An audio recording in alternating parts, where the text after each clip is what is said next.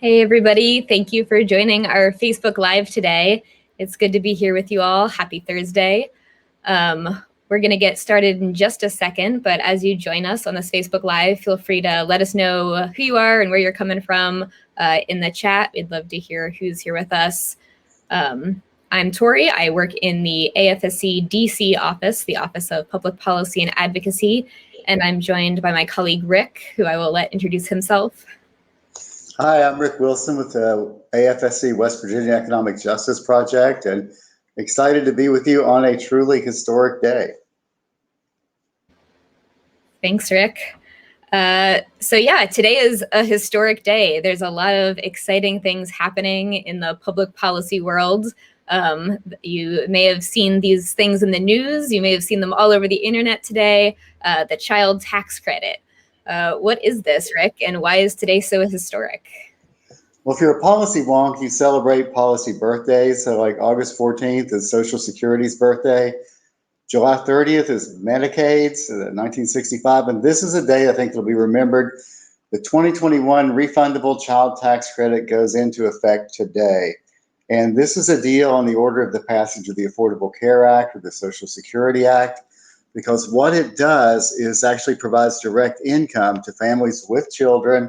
90% of them, it phases out at the upper levels of income. But just why this is so important, it's been estimated that this tax credit, again, which is going to be worth $250 a month for kids 6 and above and $300 a month for kids below that, it's been estimated to reduce the child poverty level by 50% in the country. And just to get a sense of what that magnitude is, the biggest drop in any single year, and don't ask me what year it is, was 12%. So this is truly a historic, life-changing thing. And in terms of why it matters, there's a lot of research on public health that shows that how healthy you are, how long you live is kind of a function of whether you have a degree of autonomy in your life and the ability to fully participate in society. And this is truly the kind of thing that's going to change the lives of so many people. So I'm really very, very excited about it. And the good thing about this is most people are getting it in their bank account right now who are eligible. I just talked to a woman who got $750 in her bank account this morning. This is for people who file income tax returns with the IRS, and most people will get it that way. The tricky part that we need to work on is for people with low incomes who don't file, to make it easier for them to do so. There's a portal online, and people can actually use ARPA, American Recovery Plan Act, money to pay navigators to help people sign up. It's fairly simple. They're trying to make it as simple as they can to push the money out really quickly, but it is a very huge deal. And some of the things I would mention while that make it, I think, so exciting is that this program is going to be kind of hard to attack. If you notice, like a lot of programs that are means tested, like SNAP and TANF, that are targeted to low-income people, are easy to attack politically because some people say, well, we pay our taxes for this and other people get it. This is one that is going to be very widely spread. And that's what makes Social Security and Medicare hard to attack, because they're kind of general benefits. So that's a good thing. But the thing is, this will disproportionately benefit low-income people.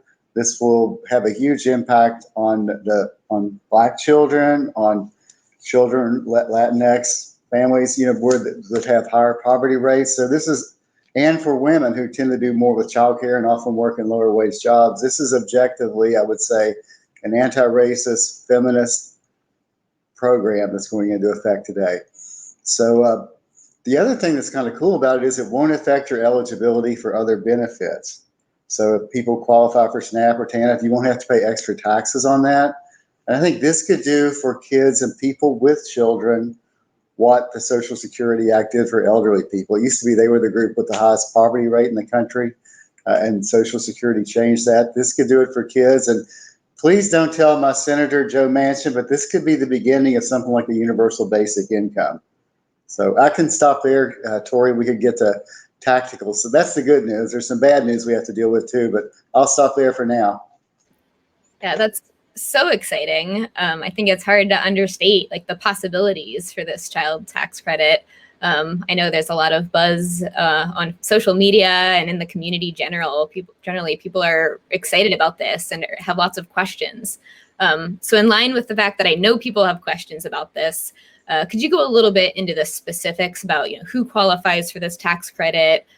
What do people have to do to get it? I know you said a lot of it's automatic, but for those who it isn't automatic for, what do they have to do to make sure that they're included if they qualify for this credit?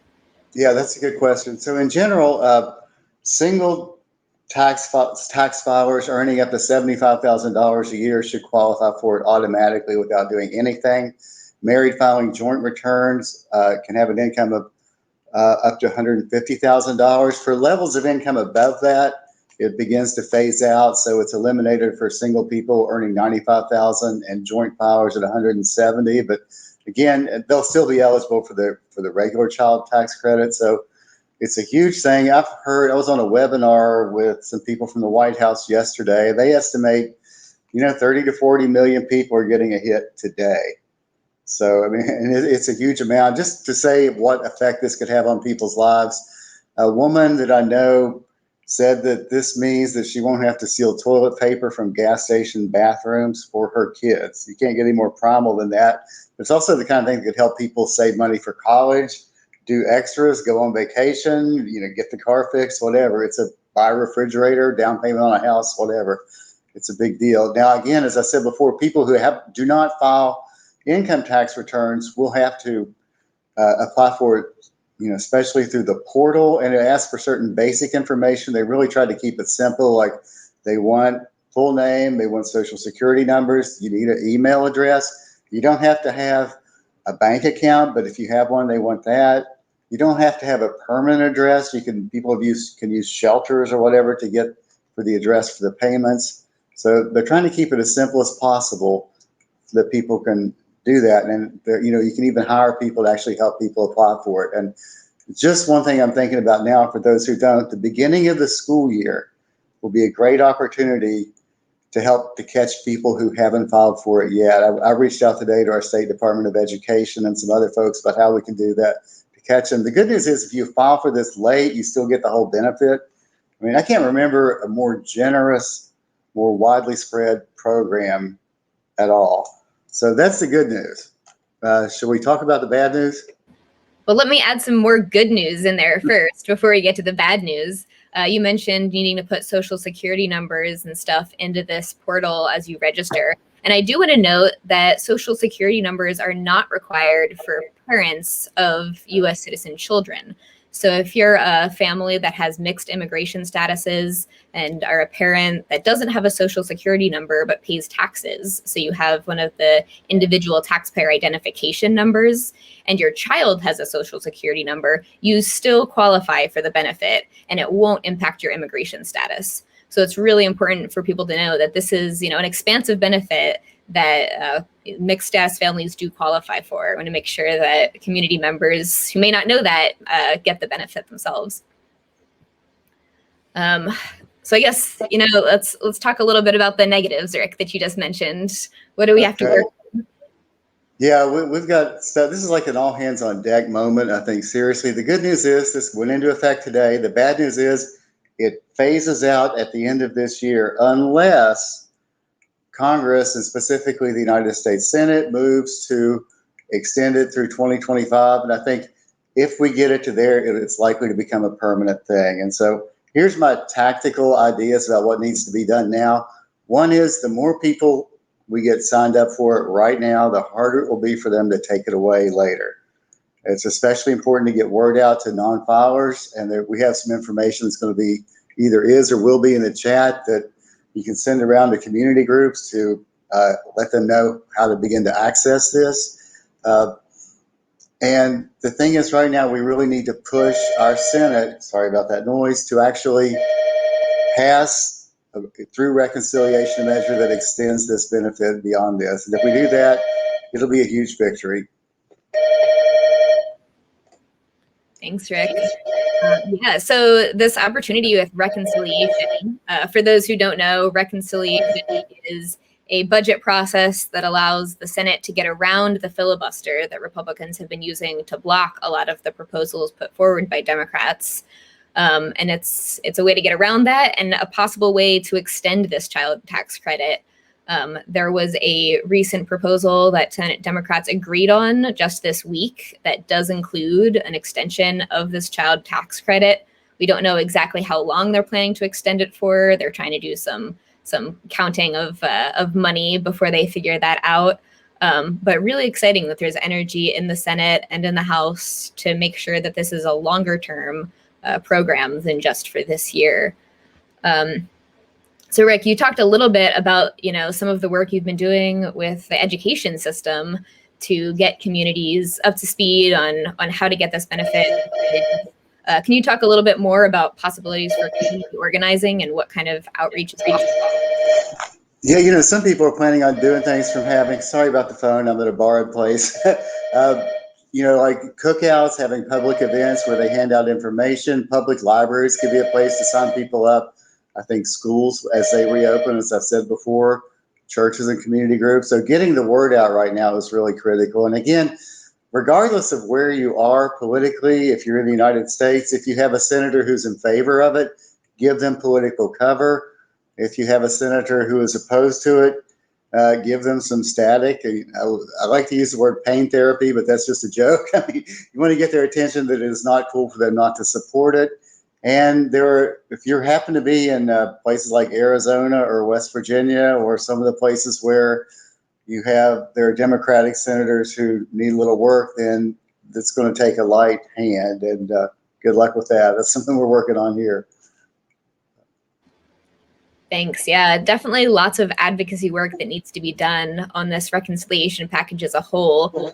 In the chat, we're going to put an action alert that AFSC currently has that addresses a whole bunch of things we're hoping gets put into this reconciliation package, including the extension of the child tax credit, but also citizenship for immigrants, and no extra money for the Pentagon, and a whole bunch of other things that we're excited about, making sure our senators and representatives know our priorities for us. So check that out in the chat.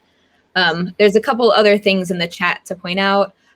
IRS links to get you to the portals that Rick was talking about if you're trying to update your own information or help someone else do so. There's also a presentation that the White House put out that helps folks talk to community groups and others about, who's eligible, how to sign up. So that's in the chat.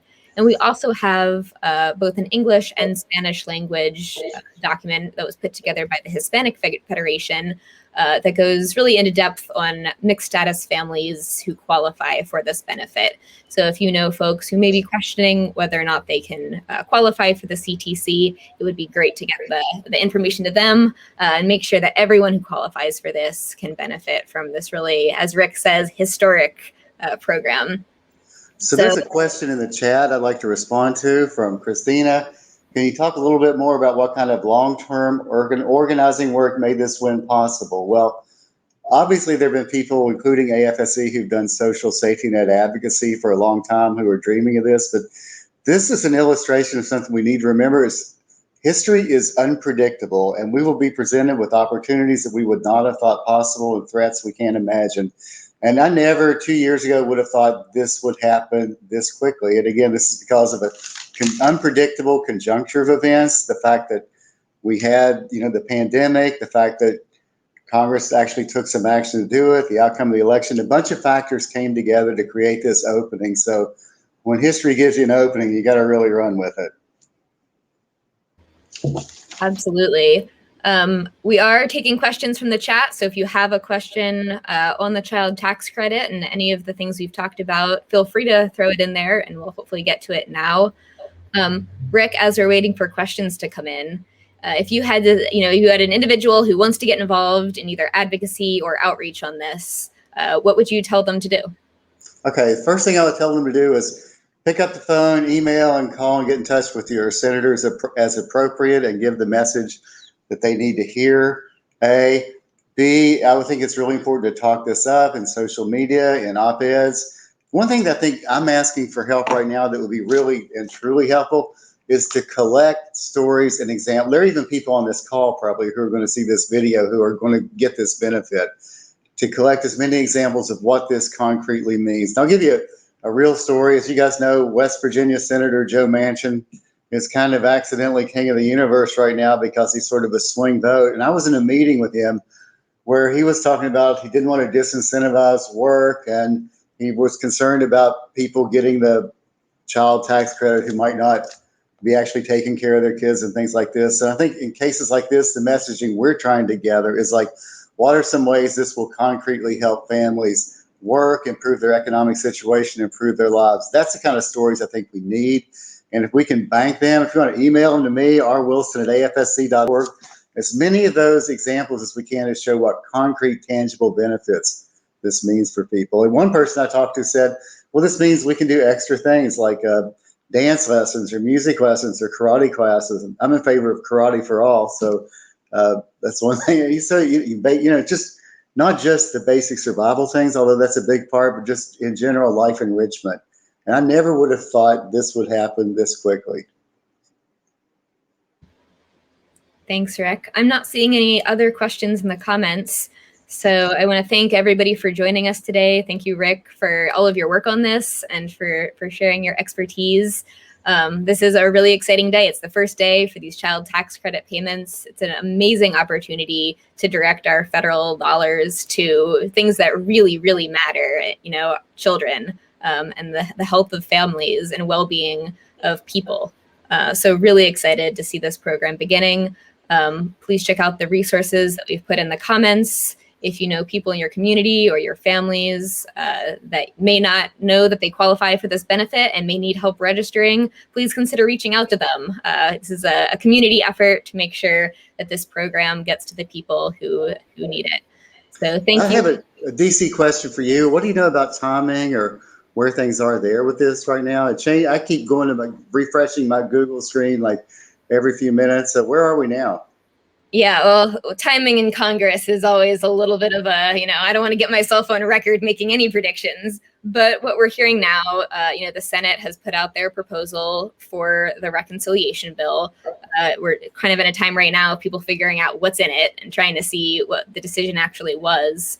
And we're hearing rumors that they're going to try to pass it before August recess. So, how do we believe that that's going to happen? Unclear. But right now, the narrative is that they have gotten the infrastructure package and this reconciliation bill sort of agreed upon, and they're trying to move it forward before recess. So we'll see. Keep watching the news. Keep on your senators and representatives to keep the good stuff in the package that they've agreed to, especially this child tax credit. But no promises that it will in fact move before then. Just one more thing I'll say, AFSC has a history of weighing in at critical times in history, like it influenced public policy during the New Deal era. It helped influence public policy during the 60s with the war on poverty. It actually supported the enactment of the Affordable Care Act. This is something we have a history of doing, so pile on. Well, thank you, Rick. Thank you, everybody, for joining us, and hope you have a great rest of your Thursday and a great rest of your week.